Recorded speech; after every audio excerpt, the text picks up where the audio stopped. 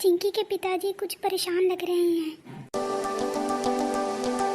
सुनिए, आप इतने परेशान क्यों हो और यहाँ वहाँ घूम क्यों रहे हो? अब क्या बताऊं तुम्हें। दरअसल मुझे कुछ दिनों के लिए काम के सिलसिले में शहर से बाहर जाना था, लेकिन मैं तुम्हें और चिंकी को घर पर अकेला छोड़कर नहीं जा सकता। क्यों? आप चले जाइए, मैं यहाँ पर घर और चिंकी को संभाल लूँगी। ठीक है, लेकिन गांव में चोरी बहुत बढ़ चुकी है, इसलिए तुम अपना और चिंकी का ध्यान रखना। मैं जैसे ही काम खत्म होगा जल्द से जल्द आने की कोशिश करूँगा। जी ठीक है।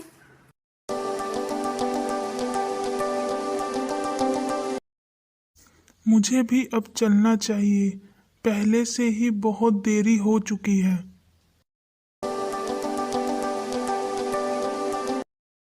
छुट्टियों का काम भी कर लिया है मैंने। अब सोच रही हूँ पिताजी को बोलूँ कि हमें घुमाने के लिए कहीं ले चलें, नहीं तो सारी छुट्टियाँ मैं घर पर ही बर्बाद कर दूँगी।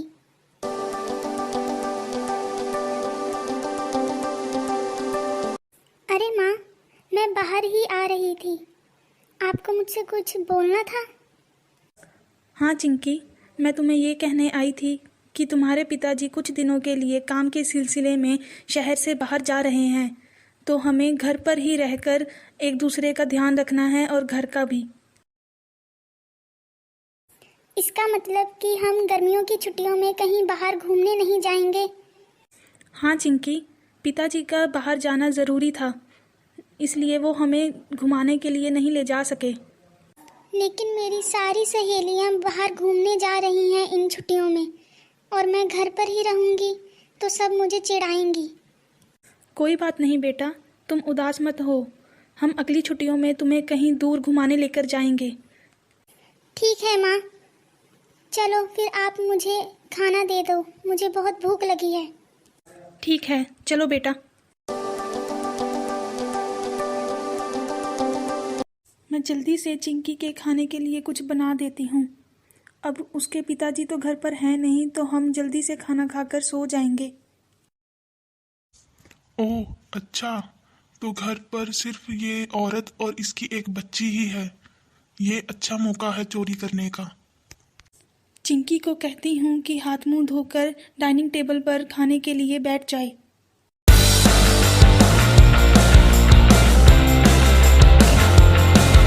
बेवकूफ लोग हैं। घर के पीछे का दरवाजा मेरे जैसे चोरों के लिए खुला छोड़ रखा है।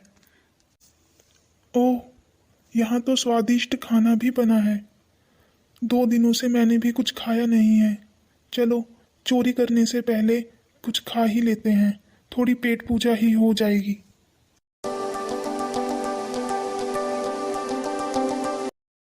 चिंकी, तुम फिर से कार्टून देखने बैठ गई। मैंने तुम्हें मना किया था ना। सॉरी माँ, पर मैं बोर हो रही थी, इसलिए मैंने टीवी चला लिया।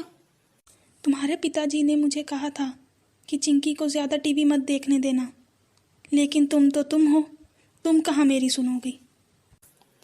ओके माँ, मैं अभी टीवी बंद कर देती हूँ, तुम गुस्सा मत करो। कितना अच्छा कार्टून था, लगता है अब मुझे बंद करना ही पड़ेगा। मैं जा रही हूँ, तुम खाना खाने आ जाओ। चलो अब खाना खा लेती हूँ और फिर पिताजी से फ़ोन पर बात कर कर सो जाऊंगी। ओह, खाना तो बहुत स्वाद था। चलो अब रेफ्रिजरेटर में देखता हूँ, कुछ न कुछ और स्वादिष्ट खाने को होगा। कौन हो तुम? ओहो, मैं तो यहाँ पर तिजोरी साफ करने आया था और खाने की चोरी करता रह गया। लगता है घर में कोई चोर घुस आया है। चोर चोर चोर! चिल्लाओ मत, मैंने क्या चुराया तुम्हारे घर से? सिर्फ दाल रोटी? तुम्हें तो अभी मैं बताती हूँ, एक बारी मेरा बेलन मेरे हाथ में आने दो। लगता है आज बेलन से अच्छी धुलाई होगी मेरी। मैं तो यहाँ तिजोरी साफ करने आया था और रसोई साफ करता रह गया। क्या हुआ माँ, तुम चिल्ला क्यों रही हो? कौन है ये? चोर है ये। तुम ये सब छोड़ो, मुझे मेरा बेलन ला कर दो। मुझे माफ़ कर दीजिए, मैं सिर्फ खाने की लालच में यहाँ आया था। झूठ बोल रहे हो तुम। माँ देखो, इन्होंने हमारा सारा खाना खा लिया। क्या? तुम सच सच बताओ, क्या तुम यहाँ सिर्फ खाना खाने आए थे? नहीं नहीं मेम साहब, मैं यहाँ तिजोरी साफ करने आया था। लेकिन ये सब मैं इस पापी पेट के लिए करता हूँ, क्योंकि मैंने 2 दिन से कुछ खाया पिया नहीं था और ऐसे हालात मेरे हर रोज बन जाते हैं कि मुझे चोरी करनी ही पड़ती है। तुम तो हट्टे कट्टे इंसान हो। तुम चाहो तो मेहनत से रोटी खा सकते हो, लेकिन नहीं, तुम्हें चोरी ही करनी होती है। चोरी हर समस्या का हल नहीं होता। जी मेम साहब, अगर मुझे कोई काम मिल जाए तो मैं ये सब छोड़ दूंगा। ठीक है, मैं तुम्हें चिंकी के पापा से कहकर कोई काम दिलवा दूंगी, लेकिन तुम मुझे वादा करो कि तुम ये सब छोड़ दोगे। जी जी मेम साहब, मैं वादा करता हूँ कि मैं आगे से चोरी नहीं करूँगा। हेलो चिंकी के पापा, हमारी फैक्ट्री में जो एक मजदूर की जगह खाली थी उसके लिए एक इंसान मिल गया है। आप उसे काम पर रख लेना। आपका बहुत बहुत शुक्रिया मुझे काम देने के लिए और मुझे अच्छी सीख देने के लिए। तो बच्चों, तुमने इस कहानी से सीखा कि इंसान को एक दूसरे की मजबूरी समझकर एक दूसरे की मदद करनी चाहिए और मजबूर लोगों को भी मजबूरी में कुछ गलत नहीं करना चाहिए, क्योंकि बुरे इंसान नहीं होते, उनकी आदतें उन्हें बुरा बना देती हैं। और हाँ दोस्तों, ऐसी रोमांचक कहानियाँ देखने के लिए लाइक, कमेंट और सब्सक्राइब करना ना भूलिए।